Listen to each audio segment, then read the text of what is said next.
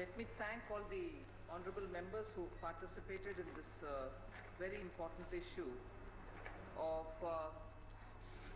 the நான் COVID-related அனைத்து stress அவை உறுப்பினர்களுக்கும் which இதில் பங்கு companies பெற்றதற்காக will என் face. நன்றியை தெரிவித்துக் கொள்கிறேன். And the way in which the government wants to ensure that the pandemic affected companies don't suffer without any kind of protection being offered to them. 16 speakers have given their valuable inputs. 16 அவையினர்கள் தங்களுடைய மதிப்பிற்குரிய கருத்துக்களை தெரிவித்திருக்கிறார்கள். We could start for the debate. இந்த விவாதத்திற்கு இது ஒரு நல்ல ஆரம்பம். I'd like to first of all start with Professor Manoj Jha's comment. Professor Manoj ஜாவனுடைய கருத்திற்கு நான் என் பதிலை தெரிவிக்க விரும்புகிறேன். The wisdom across the age and that parampara should go away. I want our to assure him there's no such மத்திய அரசாங்கம் தொடர்ச்சியாக speaking. அனைத்து மாநில அரசாங்கத்தினுடைய உரிமைகளிலும் தலையிடுவது இந்த பாரம்பரியமான முறை இருக்கக்கூடாது என்று கூறுகிறார். All sides of the aisle, not just the ones which are directly opposite, but from the entire house. So, Professor Manoj Jha, and through you for the rest of the honorable members, I want to assure you that I personally sit and hear every comment, not as a favor, it's my duty. And I honestly do take the inputs seriously and try to respond to each one of them. நான் ஒவ்வொருவருக்கும் நேர்மையாக பதிலளிக்க விரும்புகிறேன். Prelude, as a prelude to the entire debate today, what actually made us have to come with an ordinance? In June, on 5th of June, it was gazetted. What was the need for the ordinance? எதற்காக And also, of course, இந்த அவசர சட்டம் இயற்றுவதற்கு தேவை ஏற்பட்டது என்பதை நாம் கருத்தில் கொள்ள வேண்டும். comes up with several ordinances. That's purely because this government wants to make sure that it responds to the developing situation in the ground and then comes back to the House to make the ordinance into a bill, and at the time of discussing the bill to pass it to become an act, we do take the views which come across from all sides of the House. So ordinances per se, I understand the spirit with which honorable members voice their concern about why ordinances, why can't you come up with a bill? I fully appreciate that concern. But even otherwise, between session, if there is a need for an ordinance because the ground situation demands it, I would think a responsive government's duty it is to at least use the ordinance to show that we are there with the people of India. So to that extent, I'm sure this House will appreciate that as and when a government decides for an ordinance, it is because of that, and sooner they come, whenever the next session happens, we come back. எப்பொழுதெல்லாம் அரசாங்கம் ஒரு அவசர சட்டத்தை உடனடியாக இயற்றுகிறதோ அப்பொழுதெல்லாம் அது பொதுமக்களுடைய நன்மையை கருத்தில் கொண்டிருக்கிறது என்பதை புரிந்து கொள்ள வேண்டும். So the situation தேவையில்லாமல் அவசர சட்டம் கொண்டு வரப்படவில்லை. before us in March was clearly because of putting lives before livelihoods. The Prime Minister, when he announced the Janata curfew itself, clearly said, look, we do not know what this is going to mean, how long it's going to last, but I'm sure this is the first remedy that we have in our hand, at least a preventive remedy, that we ensure that everybody stays where they are and safe and save lives. And therefore, at that time, if for the sake of protecting lives you remain in a lockdown situation, naturally, businesses will suffer, financial markets will suffer, and as a result, the economy will be affected. But given that background, did we sit and watch doing nothing? No. Clearly, we said the disruption which is going to be faced by the companies will have to be taken cognizance of, and therefore, if at all because of COVID and because everybody is made to stay in their houses, it causes trouble for businesses, and then they're sent for insolvency professionals to resolve it, it would be impossible to find ஒவ்வொருவரும் solution. Corona சமயத்தில் தங்களுடைய வீட்டில் இருந்தால் அதனால் பொருளாதாரம் எந்த அளவிற்கு பாதிக்கப்படும் என்பதையும் நாம் கருத்தில் கொள்ள வேண்டும். That it is better to suspend section 7, 9 and 10 of the Insolvency and Bankruptcy Code so that we can prevent corporate persons which are experiencing distress on account of that unprecedented situation being pushed into insolvency proceedings. And therefore the ordinance was brought in. The suspension of 7, 9 and 10 was the only intention, and with that intention the ordinance was brought in. Now of course we have also inserted a new section 10A in the ordinance itself, which நாம் இந்த அவசர சட்டத்தில் சில புதிய பகுதிகளையும் சேர்த்திருக்கிறோம். highlight that point that நான் notwithstanding அந்த கருத்தை உங்களுக்கு தெளிவுபடுத்த விரும்புகிறேன். section 7, 9 or 10 after 25th March 2020 for a period of 6 months or March 25ஆம் தேதிக்கு பிறகு வரும் அடுத்த 6 மாதங்களுக்கு ஒரு வருடத்திற்கு மேலாகாமல் application ஒரு வருடத்தை is the other aspect that மீறாமல் highlighting இந்த அவசர சட்டம் செயல்முறைப்படுத்தப்படும் என்று கூறப்பட்டது. insolvency for matters which occurred during the lockdown period, for matters which occurred during this suspension period should not be picked up even after the period is over. So our intention was that this period, immunity which is being given with a suspension should be intact, and therefore we have insisted on bringing that explanatory. இந்த 6 மாதத்திற்கு உண்டான So, however, this does not mean கணக்குகள் தான் இதில் கணக்கில் கொள்ளப்பட வேண்டும். insolvency related proceedings cannot commence on those which were prior to 25th March. That has also been made very clear. So this is only March for those 25ஆம் தேதிக்கு முன்னால் உள்ள கணக்குகள் இதில் So எடுத்துக்கொள்ளப்பட மாட்டாது. amendment broadly, the amendment of section 66 again is that no application shall be filed by a resolution professional under the subsection 2 in respect of such default against which initiation of corporate insolvency resolution process is suspended as per 10A. So these were the only features with which we had come up with the ordinance. So IBC is such a critical part of business now. It is important for us to understand from various different angles how IBC has performed. I'll not give every instance where or every kind of example which is relevant for saying that IBC is doing its job and the IBC எப்படி செயல்பட வேண்டும் என்று itself is being very well served. சரியான விதிமுறைகள் கொடுக்கப்பட்டிருக்கின்றன. நான் ஒவ்வொரு பகுதியிலும் அதை பற்றி From among the various things விரிவாக விவரிக்க விரும்பவில்லை. is I want IBC சரியான விதத்தில் தன்னுடைய கடமையை இதில் செய்யும் என்று நான் covered through various கருதுகிறேன். channels, and I've sourced all my information from RBI.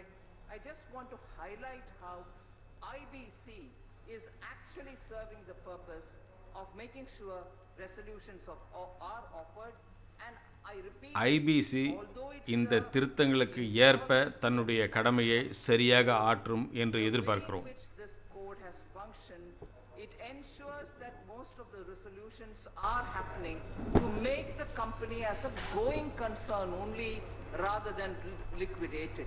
Priority is to keep companies to be a going concern rather than liquidate them at the earliest. So one example I want to give as a comparative account. Sir, I'm just talking about 2018-19 as a provisional figures.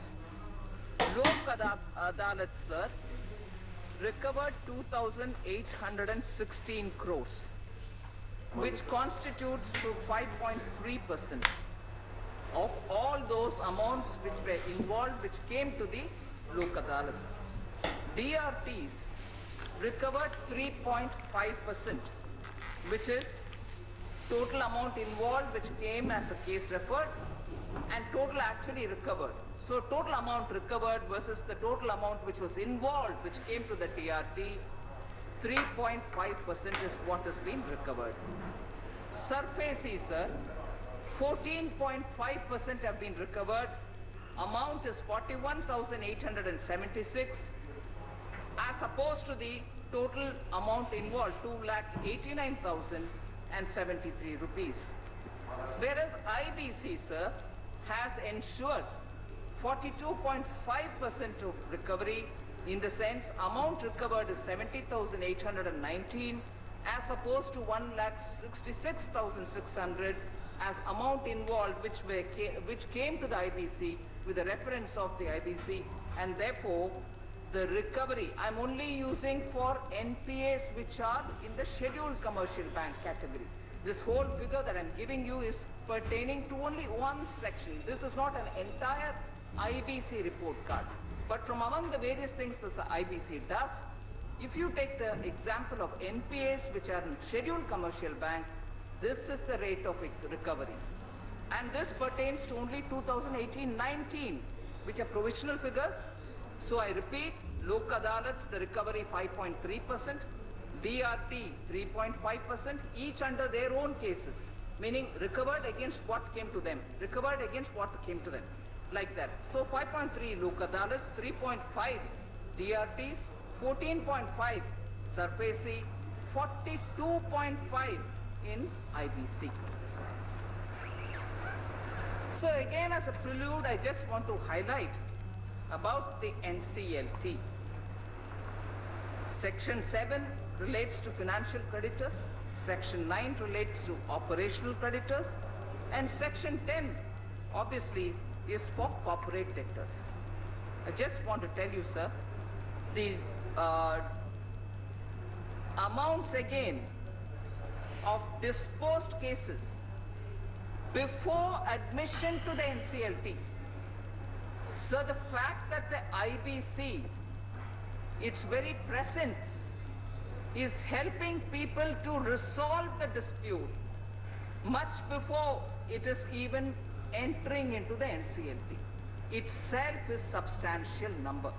So we should understand that the ecosystem which has been created because of IBC, companies are now making sure that they will ensure that they solve the problem even without having to go to the NCLT and then sit with the resolution. As a result, I'm just reading out 3 figures of number of disposed cases, cases which are completely disposed even before the admission into the NCLT, and I'm giving you the data as of 31st July 2020. Section 7 related, which is the financial creditor, 2,789 company cases had been resolved even before they got admitted into the NCLT. And this amount which got disposed in this resolution is 1,96,171 crores. If this is the amount which gets resolved even just before getting admitted, because they want to clear up and solve the problems. And this is about Section 7 related cases. Section 9 related, which is the operational creditor related cases, sir, even before admission, and I'm giving data of 31st July தயவுசெய்து 2020. தங்களுக்குள் பேசிக்கொள்ள வேண்டாம். 1,581 cases have been disposed of even before admission, Section 9 cases, and in this the amount which got resolved is 1,63,927 crores. So these are not small numbers. These are not small numbers wherein all the parties concerned agree to a solution, and most often these are settled without much contradiction or mutual dissent, and therefore a solution is getting arrived at even before entering the NCLT. And finally, sir, Section 10, corporate debtors. 140 cases were disposed of before entering the NCLT. Again, data for 31st July 2020.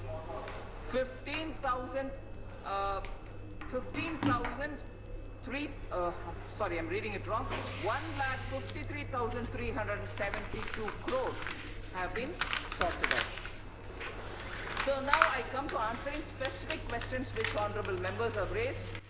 நான் இப்பொழுது சில குறிப்பிட்ட கேள்விகளுக்கு பதிலளிக்கிறேன். அந்த கேள்விகள் நம்முடைய அவை உறுப்பினர்களால் எழுப்பப்பட்டது. இது என்னுடைய கடமையும் கூட. இதற்கு பதிலளிப்பது நான் என்னுடைய கடமையாக கருதுகிறேன். இது என் கடமையும் கூட. And he is also moving a amendment saying, sorry.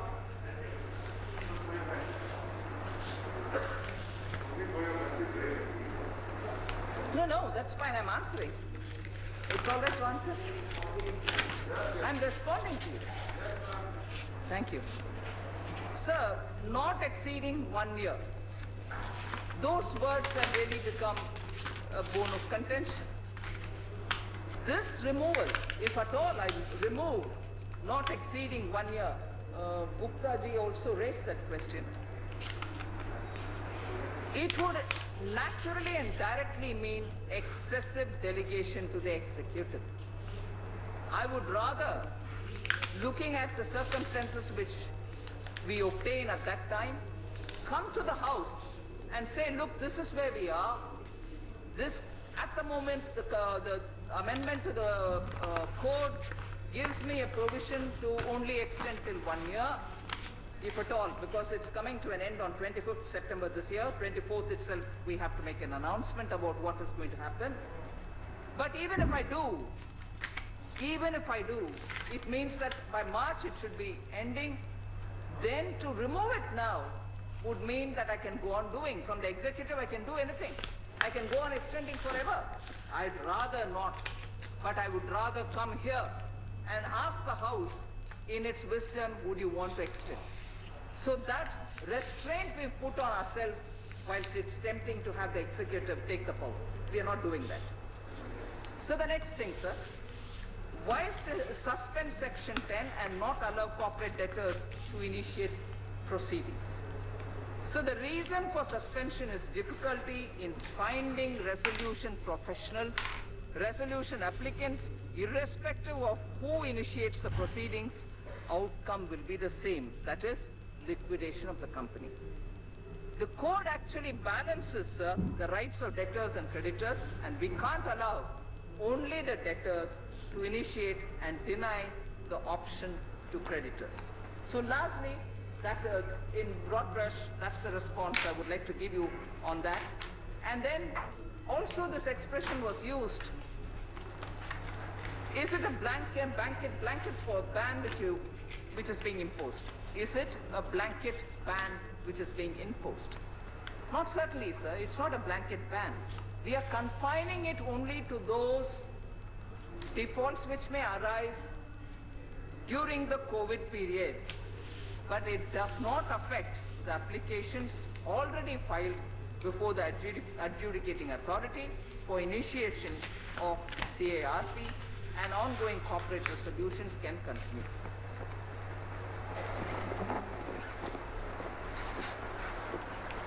Also, this very sounds sensational, and many members did take it up, of course, not to sensationalize it, but with a concern that have we released the promoters from liability against fraudulent transactions? Very pertinent question, sir. I just want to say the ordinance and now the bill does not provide any protection against frauds. It provides protection to directors in respect of liability under subsection 2, which deals with exercise of due diligence to minimize the potential loss to the creditors. Further, section 166 of the Companies Act 2013, Vivekji, you might know this, which requires a director to discharge his duties with due and reasonable care, skill and diligence, remains intact. Thus, there is no protection from fraud. We are not at all protecting from fraud. So this question of protection forever. A company which was viable before the onset of the pandemic may earn normal profits from current operations and become viable again after the impact of the pandemic subsides. It will, however, take years to wipe off the deep stress that arose during COVID-19 period for some companies, and some others may have a better revival impact. Depending on the nature of the industry, specific strength of a company, one may recoup the loss in 1 year, one may take several years.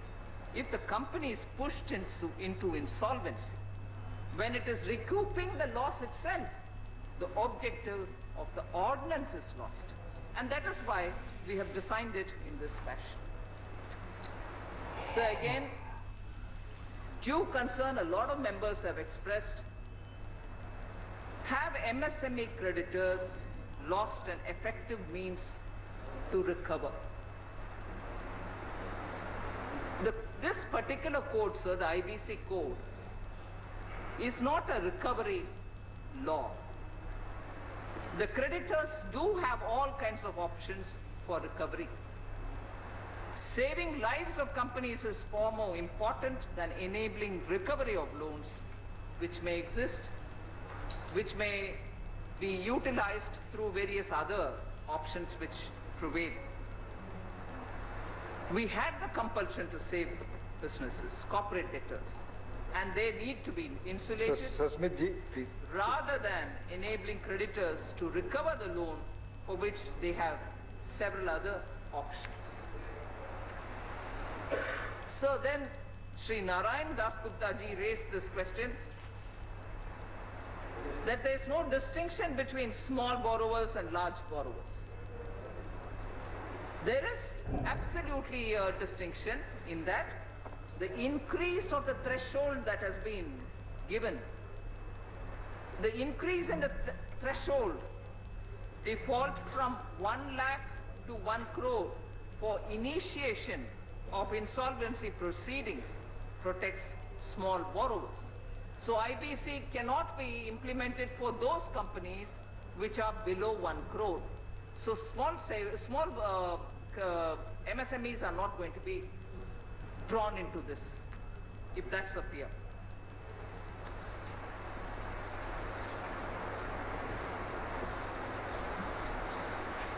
So I think partly I've answered Dinesh Trivedi ji's concern